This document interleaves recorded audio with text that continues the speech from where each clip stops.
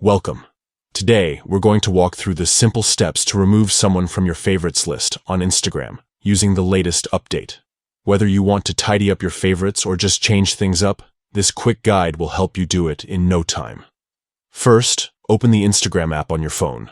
Make sure you're logged into your account, then head over to the profile of the person you want to remove from your favorites. You can find their profile by searching their username or tapping their name if you see it in your feed or messages.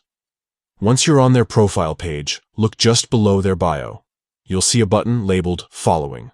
This button indicates that you are currently following them.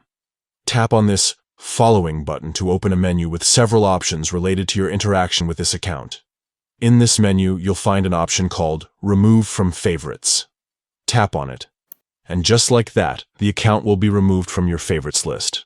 This means their posts will no longer be prioritized in your feed, and you'll have a cleaner, more personalized Instagram experience. Remember, removing someone from favorites doesn't unfollow them or block them. You'll still be connected, just without the special favorite status. This feature is perfect if you want to adjust whose updates you see first without cutting ties completely. And that's it.